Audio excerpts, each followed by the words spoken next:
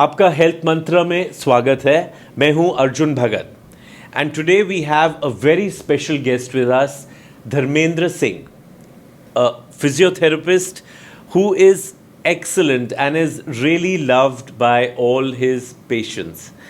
And we are going to be speaking to Dharmendra Singh ji about the importance of exercise.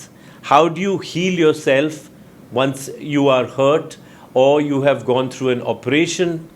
And also about senior citizens. आजकल बहुत गर्मी हो रही है, heat strokes के शिकार हो रहे हैं लोग. So we will try and understand what are some of the exercises that senior citizens can do at home. तो स्वागत है धर्मेंद्र जी आपका. First before I actually begin, tell us a little bit about your background. मैं उत्तर प्रदेश से belong करता हूँ, तो वहाँ मैं फिजियोथेरेपी, आप ये पूछना चाहते हैं कि भाई फिजियोथेरेपी में मैं कैसे आया. जी. तो मैं जब ज्वाइन किया फिजियोथेरेपी, उस टाइम पर एमबीबीएस डेंटल के बाद ये नया ही फील्ड था फिजियोथेरेपी. इसके कॉलेजेस भी बहुत कम थे और सच बताऊं तो मुझे मेडिकल में मौका नहीं मिला, तो मैंने फिजियोथेरेपी को चूज़ किया क्योंकि मुझे लगता था कि इसमें हम कैरियर बना सकते हैं, अच्छा कैरियर बना सकते हैं. तो मैंने मेरठ से पढ़ाई किया. पढ़ाई करने के बाद मैं दिल्ली ट्रेनिंग के लिए आया और यहाँ मुझे काम मिलने लगा, तो मैं यहाँ काम करना शुरू कर दिया. और अब आप काम करते हैं गोपाल सिंह ट्रस्ट, जो कि नीति बाग में है. हाँ, ये एक चैरिटेबल ट्रस्ट है जो रजिस्टर्ड ट्रस्ट है. मैं उसका फिजियोथेरेपी सेक्शन मैं संभालता हूँ और पिछले 12-13 साल से हम उसमें काम कर रहे हैं. I have also been treated by you. आपने, मेरी काफ़ी स्पोर्ट्स इंजरीज होती रहती है. मैं टेनिस खेलता हूँ, जैसे आपको पता है, चोट लगती रहती है. अब वैसे तो मैं बहुत फिजियोथेरेपिस्ट के पास गया हूँ, डॉक्टर्स के पास गया हूँ, बट उनमें एक वो फीलिंग नहीं मिलती, एक वो जो इंगेजमेंट भी मिसिंग होती है. But I see that you are very passionate about your work. So I mean, what is it? I mean, how do you actually bring that passion, that keenness in physiotherapy, and why is that important? देखिए, जब मैं 12th में था तो मैं थोड़ा spirituality में join किया था मैंने. तो वहाँ से मैंने बहुत कुछ सीखा कि हमने फिजियोथेरेपी में मैंने किताबों से कम प्रैक्टिकली ज़्यादा सीखा कि जो हमारे सामने हमें उसका ध्यान रखना है. हमारी टेक्स्ट बुक कुछ भी बोले या हमें उसकी पॉकेट पे फोकस नहीं करना है. हमें ये देखना है कि उसको एज ए ह्यूमन हम कैसे डील कर सकते हैं. तो डे 1 से मेरा यही था कि मेरे सामने जो भी है उसके बारे में मैं सोचूं कि उसके पॉइंट ऑफ व्यू से पेन, उसकी प्रॉब्लम को सोचूं और उसको हम कैसे निकाल सकते हैं. तो ऐसे करते करते रहा. फिर सबसे बड़ी बात मैं आपको बता दूं कि जब मैं अच्छा काम करता था लोग मुझे और प्यार करते थे, तो उससे मुझे और मोटिवेशन मिलता रहा और ज़्यादा काम करने का. एक चीज़ जो मैंने देखी है कि जो एम्पैथी होती है, empathy is between a patient and a doctor, कि आपका दर्द मेरा दर्द है. That is missing in the medical profession. आप नर्सेस से बात करेंगे किसी हॉस्पिटल, बुरी तरह आपसे बात करेंगी. मतलब मैं ये नहीं कह रहा हूँ कि सब ऐसे बात करते हैं या सब डॉक्टर्स, बट ये बहुत होता है. So how do you view this problem? हाँ, ये चीज़ टेक्स्ट बुक में नहीं थी. मेडिकल टेक्स्ट बुक में एम्पैथी वर्ड ही नहीं था. मुझे पता भी नहीं था मैं जब फिजियोथेरेपी पढ़ रहा था. पर मैंने एक सेमिनार में था, उसको मैंने अटेंड किया, तो वहाँ मैंने पहली बार एम्पैथी वर्ड सुना. फिर कुछ हमने लिटरेचर पढ़ता था, मुझे बाहर से पढ़ने का शौक था, तो वहाँ से जो एम्पैथी वर्ड वहाँ से पता लगा. और वो सच भी था. कई बार हमें अच्छा लगता है कोई हमारी बात को समझे. तो अब फिर मुझे रिजल्ट भी मिले उसके. जब हम कई बार ऐसा भी हुआ कि पेशेंट मेरे पास आया, हमने उससे कुछ नहीं किया, बस उसकी बात सुन ली और वाकई में हम कुछ कर भी नहीं सकते किसी की प्रॉब्लम सुन के. तब मुझे लगा कि हाँ, ये तो एक अच्छा टूल है, जिससे हम हील कर सकते हैं किसी को. तो धीरे धीरे हमने इसको अपनी टेक्निक्स में यूज़ करना शुरू कर दिया. Exercise is a very important part of our daily lives. But मैं आजकल दिखने को ये मिल रहा है कि एक्सरसाइज, अगर बच्चों की बात करें तो ज़्यादा लेज़ी हो रहे हैं. वो एक्सरसाइज नहीं करना चाहते, रेगुलरिटी में नहीं करना चाहते. ठीक है, कभी कभी कर लेंगे, कभी कभी नहीं करेंगे. So exercise is a habit that you have to form from a young age. I mean, how do you see that? Do you see that is a problem? Yeah, definitely cities में ज़्यादा है ये. और दूसरी बात है कि parent भी चाहते हैं कि बच्चा पढ़े, वो पढ़ने पे ज़्यादा टाइम दे. जैसे मेरे भी बच्चे हैं, छोटे हैं, पर बच्चे को हम एक्सरसाइज कराने से बेटर है खेलने के लिए प्रमोट करें, क्योंकि उसको ये नहीं कि जिम में जाके क्लोज एनवायरनमेंट में बैठ के डंबल्स उठाना उसके लिए इतना अच्छा नहीं है। बच्चा खुद ही बहुत एक्टिव होता है सारे दिन, कोई भी बच्चा घर पे नहीं बैठना चाहेगा, वो इधर जाएगा उधर जाएगा। पेरेंट्स चाहते हैं कि वो एक जगह शांत बैठे, शैतानी ना करे, लैपटॉप पे बैठे, कंप्यूटर बैठे। तो इसमें पेरेंट्स ज़्यादा रिस्पॉन्सिबल हैं जो बच्चे को इन एक्टिविटी के लिए प्रमोट करते हैं। छोटे बच्चों को भी हमने देखा कि जैसे रो रहा है, मान लीजिए छोटा बच्चा इन्फेंट, वो रो रहा है तो किसी लेडी ने उसके हाथ में फ़ोन पकड़ा दिया, बच्चा चुप हो गया, तो लेडी भी खुश हो जाती है, हाँ बच्चा अब चुप है। वही गलत, धीरे धीरे आदत गलत बनती चली जाती है। तो बच्चों को प्रॉब्लम ज़्यादा छोटे बच्चों में पोस्चर लाती है कि लैपटॉप पे बैठे हैं और वो बहुत देर तक काम कर रहे हैं रॉन्ग पोस्चर में। पोस्चर करेक्शन इंपॉर्टेंट है। नंबर 2, उनके लिए एक्टिविटी खेल इंपॉर्टेंट है। कोई रेगुलर एक्सरसाइज की ज़रूरत नहीं है, आप उनको थोड़ा फ्री छोड़िए, थोड़ी उनकी क्रिएटिविटी को बनने दीजिए, वो ज़्यादा ज़रूरी है। अगर हम ये बोलें कि उनको हम बहुत ज़्यादा उनका, देखिए हर किसी का जो मसल स्टेमिना है वो कुछ कुछ हमारे जीन्स में भी होता है, बॉडी का मेकअप जो होता है, बच्चा ग्रो कर रहा है अपने आप, उसमें स्ट्रेंथ आएगी। उसको फ्री छोड़ दो, उसको खेलने दो, अगर खेलना चाहता है तो आउटडोर एक्टिविटी में प्रमोट करो। शहरों में बच्चे, पेरेंट्स डरते भी हैं कि बच्चा बाहर जाएगा तो कौन उसके साथ जाएगा, कुछ कुछ रिस्क भी आपको लेने पड़ेंगे। थोड़ा उसको कॉन्फिडेंस आएगा कि बाहर जाने से, ग्राउंड में खेलने से चोट लगती है, वहीं से बच्चा सीखता है कि चोट से रिकवरी कैसे होती है। बच्चों में बहुत जल्दी रिकवरी होती है, तो पेरेंट्स को ज़्यादा डरना नहीं है कि चोट लग जाएगी, क्या होगा। अगर साइकिलिंग करते करते गिर भी जाएगा तो कोई ज़्यादा बड़ी चोट नहीं लगने वाली उसको, वो रिकवर कर जाएगा। ये कॉन्फिडेंस बच्चे में अपना पाएगा तो लाइफ में और भी बड़ी बड़ी चोटों को सामना कर पाएगा। तो जब हम लोग बोलते हैं फिजियोथेरेपी, तो फिजियोथेरेपी का क्या मतलब है? What does it, how do you explain physiotherapy? Physiotherapy is physical therapy. हम इसको हिंदी में भौतिक चिकित्सा नाम दिया। तो हम जो इलाज करते हैं, जो थेरेपी करते हैं, हम भौतिक चीज़ें, फिजिकल मीन्स जैसे हीट, कोल्ड, एक्सरसाइजेस और ये इलेक्ट्रिक करंट्स हमारे पास होते हैं, लेज़र लाइट आजकल यूज़ करते हैं, मैकेनिकल ट्रैक्शन हम यूज़ करते हैं, ये सारी चीज़ें हम इस्तेमाल। जब शुरू हुई थी फिजियोथेरेपी तो केवल हीट और लाइट ही यूज़ करते थे, आइस भी यूज़ करने लगे। अब कुछ कुछ मैनिपुलेशंस भी हैं उसमें जो बॉडी को मैनिपुलेट किया, जॉइंट्स को मैनिपुलेट कर सकते हैं। तो फिजियोथेरेपी इज़ फिजिकल थेरेपी। और थेरेपी में सबसे इम्पॉर्टेंट है डायग्नोसिस। तो अगर प्रॉपर डायग्नोसिस पहले हो तो हम अच्छा उसको ट्रीट कर सकते हैं। जब फिजियोथेरेपी शुरू हुई थी उस टाइम पर छोटा डिप्लोमा था, अब ये धीरे धीरे डिग्री कोर्स से लोग पीएचडी भी कर रहे हैं। अब जो स्टूडेंट पढ़ के आते हैं वो इतने कैपेबल हैं कि वो डायग्नोस कर सकते हैं बीमारी को।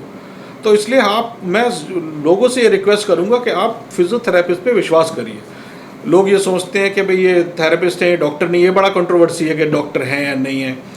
आप उस पर विश्वास करिए और वो अगर अच्छे थेरेपिस्ट को आप सेलेक्ट करिए और वो डायग्नोस करने में कैपेबल है, क्योंकि वो इस तरह की प्रॉब्लम्स को डेली की डेली देख रहे हैं। तो वो डिस्टिंग्विश हम कैसे करें that when do you go to a doctor, when do you go to a physiotherapist? क्या खाली डॉक्टर रेकमेंड करेगा कि आप फिजियोथेरेपिस्ट के पास जाओ, जहाँ अगर जैसे मुझे चोट लगी, से आई हर्ट माई नी, मतलब उसमें दर्द हो रही है, जब मसल में दर्द हो रही है, जहाँ हाथ में थोड़ी सी चोट आ गई खेलते हुए, तो क्या करना चाहिए?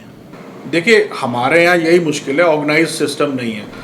अगर ऑर्गेनाइज सिस्टम होता तो आप चोट लगती है, आप इमरजेंसी में जाते हो और आपको वो लोग अपना रेफ़र कर देते हैं कि भाई आप फिजिशियन पे जाओ या थेरेपिस्ट पे जाओ। तो मेजॉरिटी ऑफ हेल्थ केयर है जो अनऑर्गेनाइज सेक्टर में है। तो कोई भी प्राइवेट डॉक्टर, एक बार आप चले जाओगे तो आपको वो ट्रीटमेंट शुरू कर देगा, आपको वो भेजेगा नहीं अपने पास से, क्लाइंट को जाने कोई नहीं देगा। ज़्यादातर वो बोलेंगे कि अच्छा पट्टी लगा लो, एक्सरे करा लो, फिर आप वापस आओ। फिजियोथेरेपी का तो बहुत कम रिकमेंडेशन देते हैं। हाँ, कम देते हैं क्योंकि खुद मेडिकल को भी इतनी अवेयरनेस नहीं है कि हमारा यूज़ कहाँ कर सकते हैं। जैसे मैं आपको बताऊँ, सर्जरी होती है तो डॉक्टर ने एडवाइस कर दिया, सर्जन ने, आप खुद ही एक्सरसाइज कर लेना, थेरेपिस्ट की ज़रूरत नहीं है।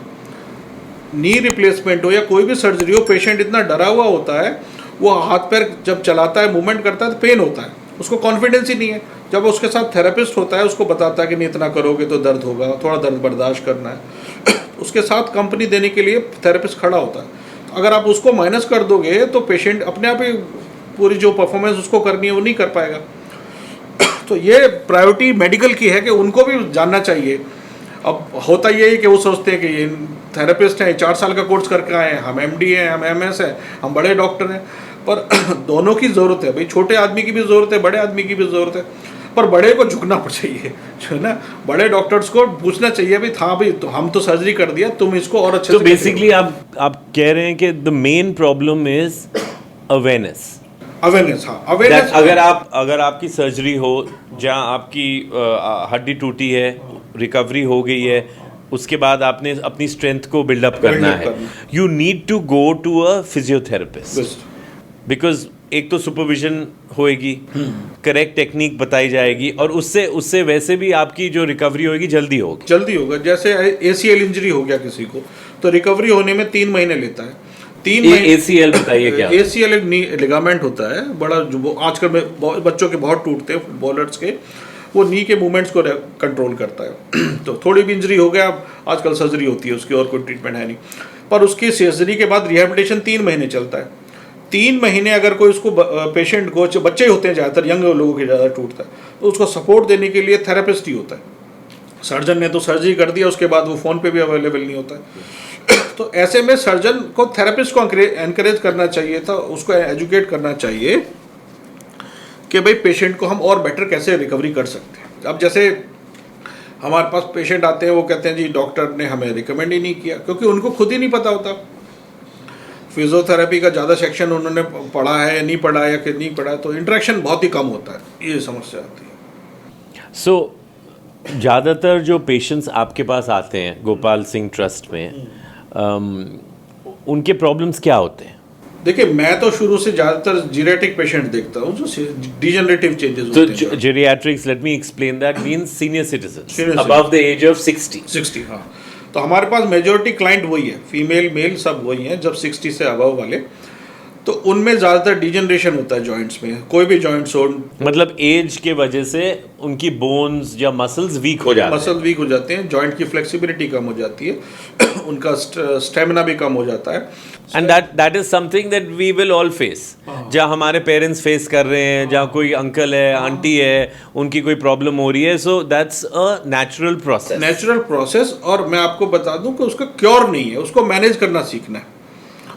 कुछ जॉइंट रिप्लेस हो सकते हैं, पर रिप्लेस के बाद भी दिक्कतें आती हैं, और उनको जैसे सारे जॉइंट भी रिप्लेस नहीं किए जा सकते, और वो 100% रिकवरी कहीं कहीं होती है, कहीं कहीं नहीं होती है, कुछ मसल्स अपने आप ही वीक हो जाती हैं। तो हम उनको ये भरोसा दिलाते हैं, देखिए कि आप ऐसे इसको ठीक रख सकते हो, ये आपकी जान की कोई खतरा नहीं है। अगर थोड़ा दर्द भी हो रहा है तो आप उसको दर्द को कम करने के लिए गर्म से सिकाई करो, एक्सरसाइज करो, उसको आप मैनेज कर सकते हो। सो बेसिकली आप ये कह रहे हैं that age one grows older, जैसे जैसे हमारी एज बढ़ती है, we are going to face problems, और our parents are already facing the problem. और कई बार ये होता है कि हम लोग बोलते हैं यार, और सीनियर सिटीजन्स को भी हमने देखा है, फैमिली में भी देखा है कि कई बार वो बोलते हैं यू नो अब तो मैं चल ही नहीं पा रही हूँ, जब चल नहीं पा रहा हूँ, एंड हम बैठ जाते हैं। So basically what you're saying is that physiotherapy with the right exercises and the balance can help improve the quality of life. Definitely quality भी improve होती है, और डिफरेंट कैटेगरी के पेशेंट के ऊपर है। मान लीजिए कोई 90 साल का पेशेंट है, अब उसको क्या चाहिए कि उसको फैमिली में वो दिन रात कंप्लेन है, उसको कभी कॉन्स्टिपेशन हो रहा है, कभी पेशाब नहीं आ रहा है, कभी पेन हो रहा है, कभी रात को नींद नहीं आ रही, कभी एसिडिटी हो गया, गैस हो गया। तो थेरेपिस्ट का काम है कि उसको हम एक्सरसाइज भी दें, साथ साथ उसके साथ फ्रेंड बन के रहें। फैमिली मेम्बर्स ऑलरेडी फ्रस्ट्रेटेड हो जाते हैं कि ये रोज़ रोज़ का झंझट कोई नहीं सुनना चाहता, तो उसके लिए थेरेपिस्ट का रोल यही है कि उसकी कंपनी बने, उसके फ्रेंड बने, उनको एक्सरसाइज भी दें, बातें भी करें, उनको शेयर करें उनसे बाकी बात। और मैंने देखा है आपके साथ और आपकी टीम के साथ, आप जब वहाँ मैं कभी भी जैसे जब मैं जाता हूँ, मैंने देखा है that you are talking to your patients, आप उनके प्रॉब्लम्स के बारे में पूछ रहे हो, वो बता रहे हैं आपको, और बैठे काफ़ी लोग बैठे रहते हैं आपके पास, बैठे रहते हैं, वो अपनी प्राइवेट प्रॉब्लम बताते हैं कि बच्चे से झगड़ा हो गया, मेरी बेटी मुझसे बात नहीं कर रही, मेरे बेटे ने आज ऐसे बोल दिया। तो ये बातें भी वो धीरे धीरे जब क्लोज होता है, तो थेरेपिस्ट ही इतना क्लोज जा सकता है, डॉक्टर के पास इतना टाइम ही नहीं है, वो तो दवाई दे देगा हर बात के। पेशेंट को एंग्जाइटी है तो वो बोलेगा आप साइकियाट्रिक ट्रीटमेंट ले लो। तो थेरेपिस्ट काफ़ी हम क्लोज पहुंच जाते हैं पेशेंट से। मैं बताऊं इतने क्लोज होते हैं कि लोग हमसे अपनी पर्सनल बातें भी बताते हैं, जो फैमिली मेम्बर्स के अलावा वो किसी को नहीं बताते, हमसे अपने फाइनेंशियल बैंकिंग तक शेयर करके चले जाते हैं। ये ऐसे होता है। अब जैसे हमारी पॉपुलेशन है, भारत की पॉपुलेशन 140 करोड़ प्लस, और जो परसेंटेज है of senior citizens that is increasing day by day, हमारी, जैसे मैंने बोला, अब हमारी अपनी फैमिलीज़ में हमने देखा है that you know the quality, not the quality but the age is increasing and but as a country are we prepared from a health perspective? अभी तो बहुत माइलस्टोन हम we have to achieve many milestone actually in at every level. जो सबकी problem different है, मैं आपको बताऊं। जब सीनियर सिटीज़न है उनकी बहुत सारी सोशल प्रॉब्लम्स हैं, फाइनेंशियल प्रॉब्लम्स हैं, हेल्थ प्रॉब्लम्स हैं। तो ये जो गवर्नमेंट का इनिशिएटिव है ये बड़ा अच्छा है कि 70 के ऊपर अभी उन्होंने जो प्रपोज किया है, शायद मुझे लगा इम्प्लीमेंट भी हो गया है, तो इससे काफ़ी सीनियर सिटीजन। आप वो हेल्थ इंश्योरेंस के बारे में बात, that it will be free. हाँ, वो बड़ा अच्छा स्टेप है, क्योंकि ज़रूरत है इंश्योरेंस की सीनियर सिटीजन को ज़्यादा है, खर्चे उनके ज़्यादा हैं। यंग आदमी का अगर बीमारी भी होगा तो छोटा मोटा 2-4। मुझे बताइए, बड़े ऑपरेशंस या हॉस्पिटलाइजेशन को तो वो इंक्लूड करता है क्या? वो फिजियोथेरेपी को भी इंक्लूड करता है? हाँ, ये भी एक बहुत बड़ा इशू है कि फिजियोथेरेपी इंश्योरेंस में नहीं कवर की जाती। कोई भी इंश्योरेंस में नहीं करी जाती। वो जैसे सर्जरी हुआ, ज़्यादातर पोस्ट सर्जिकल ट्रीटमेंट होता है और उसका कुछ पीरियड होता है, उसी को कवर। पर वो तो फिर जब आप हॉस्पिटल में भर्ती हो, वो तो तभी का होएगा पीरियड, जैसे आप घर आ जाते हैं। इस फिजियोथेरेपी देन, मतलब अगर मेरा कोई ऑपरेशन हो तो, और डॉक्टर ने बोला आपने 3 महीने इसके बाद फिजियोथेरेपी करनी, आजकल हिप रिप्लेसमेंट हो रही है, नी रिप्लेसमेंट हो रही है, जो भी हो रही है, तो आप मतलब आपको इसके बारे में कोई जानकारी है कि there are health insurance plans which cover this? केवल जो सर्जरी का प्लान होता है, ऑर्थोपेडिक ने जितने दिन का बताया होता है, जितना रिक्वायर्ड है उतने दिन का तो रिम्बर्स कर देते हैं। उस पर भी वो ऑर्थोपेडिक का स्टैम्प होना चाहिए। अकेले थेरेपिस्ट कोई बिल बनाएगा उसको कोई इंश्योरेंस नहीं पे करता। सो सीनियर सिटीजन्स के बारे में हम लोग बात कर रहे हैं। What are the main problems आपके एक्सपीरियंस में that they come for? Why I am asking you this question is because at the end of the day we have our own parents, every house has older citizens. What are the main problems that they come with? देखिए, therapist के लिए एक तो हमारे जैसे पूरे medical में यही हाल है। अगर मैं थेरेपी की बात करूं, जब थेरेपिस्ट काम कर रहा है तो उसको इतनी ज़्यादा मतलब एम्प्लॉयमेंट अपॉर्चुनिटीज़ कम है। गवर्नमेंट में उनका स्केल अभी भी लिमिटेड है, उनको इतना ज़्यादा फ्रीडम नहीं मिलती क्योंकि वो दबा के रखते हैं डिपार्टमेंट में। प्राइवेट में अगर काम करते हैं तो फिर इंश्योरेंस का प्रॉब्लम आता है, इंश्योरेंस नहीं आती, ये समस्या आती है। नहीं, मैं ये पूछ रहा था आपसे कि जो सीनियर सिटीजन्स जो आ रहे हैं आपके पास से, अगर 10 आते हैं, what are the major complaints जिसको आप क्योर करते हैं? हम देखिए, वो यही सबसे बड़ी मुश्किल है हमारी। हमें क्योर वर्ड हम इतना ज़्यादा यूज नहीं कर सकते। आपने बोला था मैनेज करना, और कोई ये सुनना नहीं चाहता। अगर 90 साल का आदमी है, वो चाहता है कि उसकी प्रॉब्लम क्योर हो, और बाकी उसके फैमिली मेम्बर्स डॉक्टर बोलेंगे नहीं होगा तो वो उसको लेना नहीं चाहते, और फिर वो उस पर पैसा खर्च नहीं करना चाहते क्योंकि प्राइवेट प्रैक्टिस में सोल्यूशन तो है नहीं। तो परेशान फैमिली मेम्बर्स होते हैं और वो खुद भी परेशान होता है। तो ये सबसे बड़ी प्रॉब्लम आती है कि बहुत सारी चीज़ें हमें उसको मैनेज करना है। आप हमारी फीस इसी बात की है कि हम उनको सर्विस दे रहे हैं, ये सर। तो इसीलिए इंश्योरेंस भी मुझे लगता है कंसीडर नहीं करती होगी। फिर अब जैसे नमनेस आती है, मसल्स वीक हो जाती है, तो एज रिलेटेड मसल्स वीक होती है, तो उसको एक सर्टेन एज तक हम कर सकते हैं, उनको हम रोक सकते हैं, स्लो कर सकते हैं। तो क्या आप एक्सरसाइजेस देते हैं स्पेशल, क्या करते हैं? हम हर तरह से, each patient is different actually. So उसका गोल, हम पहले तो गोल सेटिंग करते हैं। अगर पहला कोई पेशेंट आता है तो हम उसको असेस करते हैं और पहले दिन एक प्राइमरी वो बना लेते हैं डायग्नोसिस, क्योंकि उसकी पास हिस्ट्री देख के कि इनके लिए 1 हफ्ते का गोल ये बनाया हमने। मान लीजिए हमने पेन रिलीफ करना है, या मसल स्ट्रेंथ करनी है, बैलेंस ट्रेनिंग देनी है, गेट ट्रेनिंग देनी है, ये हम कर लेते हैं। और फिर उसका हम एक, जो मैं करता हूँ, जैसे काम करता हूँ कि स्टेज आती है कि बहुत सारे पेशेंट क्रॉनिक होते हैं, तो वो होपलेसनेस उनके अंदर होती है। क्रॉनिक का मतलब बताइए। क्रॉनिक का मतलब, जैसे मैं एक जेंटलमैन को जानता हूँ, उनके पैर वीक हो गए, मसल्स वीक हो गई पैर की, कुछ न्यूरोलॉजिकल प्रॉब्लम थी। तो जब कोई कंडीशन कुछ लंबे समय तक चले, 6 महीने उससे ज़्यादा, तो क्रॉनिक हम उसको बोल देते हैं। तो ज़्यादातर हमारे पास क्रॉनिक पेशेंट आते हैं जिनकी साल भर से दर्द है या साल भर से मसल वीकनेस है, तो एक स्टेट होपलेसनेस होती है। उनके फैमिली मेम्बर्स ले आते हैं, जी हम वो भी खुद कुछ होना तो है नहीं। तो हम सबसे पहले जो मैं करता हूँ, हम उसके एक होप उनको देते हैं कि भाई नहीं, चीज़ें ठीक हो सकती हैं अगर आप ऐसे नहीं तो इसको आप ऐसे कर सकते हो। तो अगर होप उसको मिलती है तो हम यही हम अगर उसके साथ कर दे, अगर मान लीजिए हमारे पास वो 10 दिन आए, 10 दिन में उनका एक पॉजिटिव एटीट्यूड हमने बना दिया, तो ये बहुत बड़ा अचीवमेंट होता है। इसको हम फिजिकली नहीं दिखा सकते लोगों को, पर ऐसा हुआ है।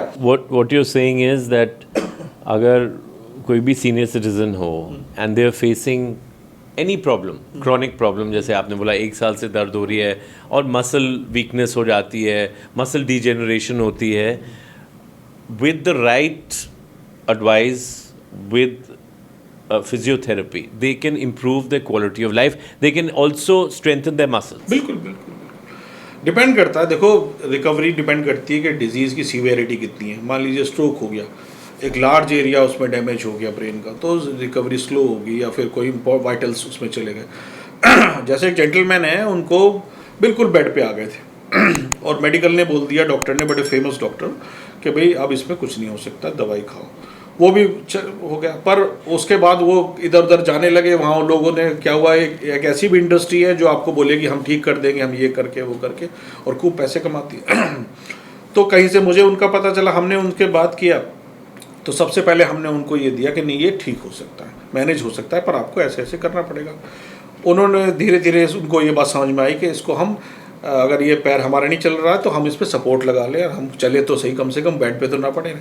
तो उन्होंने सपोर्ट लगा के चलना शुरू किया, और लगभग 2 साल हमने एक्सरसाइज किया। 2 साल में उनको रिकवरी आया। तो ये मैं क्रेडिट अपने आप को नहीं ले रहा, वो खुद ही जेंटलमैन रेगुलरली एक्सरसाइज करते रहे और recovery, which is the key. आप तो गाइड कर सकते हैं, और जो सीनियर सिटीजन है, जब पेशेंट है, they have to actually with discipline keep those exercises going on for a long time. देखो, क्वालिटी ऑफ लाइफ चाहे मैं हूँ या आप हो, आपके ऊपर डिपेंड करती है आपको अपनी ज़िंदगी कैसे जीनी है। बुजुर्ग बन के खाट पे पड़ के जीनी है या अपने एक्टिव लाइफ, फिर हम उसमें बस एड है, हम हेल्प है, ये कर सकते हैं। Right. So, before I finish this podcast, I want to ask you a very important aspect that you touched upon is pain. कि बहुत senior citizens आपके पास आते हैं कोई ना कोई दर्द लेकर के. So, tell us a little bit about that. Because that is a complaint that we hear a lot. जैसे मेरी दादी बोलती थी, मैंने दर्द हो रहा है, मेरी पाँव में दर्द हो रहा है. And as I am growing older, I also find that sometimes I feel pain. Whether it's आपके नी के पास है, टेनिस खेलता हूँ तो कहीं ना कहीं हाथ में दर्द होती है, फिर आप आइस पैक लगा रहे होते हो. So tell us about pain and how does a senior citizen manage that? देखो, पेन मैं आपको बताऊँ, कैसा भी पेन है, वो रेस्ट और hot fermentation, either hot and cold, वो हमने एक वीडियो पहले भी बनाया था, हॉट एंड कोल्ड, वो आपको शेयर कर सकता हूँ, और इस वीडियो का लिंक अभी हम आपको दे देंगे. तो वो आप कंसल्ट कर सकते हो कि हॉट चाहिए, कोल्ड चाहिए, वो 99% पेन आपका कम हो जाएगा। अगर आपको इंजरी हुआ है, कैसा भी पेन है, जिस पार्ट में पेन है उसमें प्रॉपर रेस्ट मिले। रेस्ट नॉट ओनली ये कि आपको पैर को रेस्ट देना है, आपको फिजिकली मेंटली भी रेस्ट देना है। जब बॉडी रिलैक्स होती है तो अपने आप को हील करती है। ये चाहे बच्चा है चाहे बड़ा है, ये करना होता है। जैसे बच्चे को चोट लगी, आपको मैंने अपने बच्चों को, आपने भी देखा होगा, बच्चे फीवर में भी खेलते रहते हैं, और किसी बुजुर्ग आदमी को थोड़ा सा जुकाम हो जाए, वो डर जाता है, क्योंकि उसको अवेयर है कि फीवर से पता नहीं क्या हो जाएगा।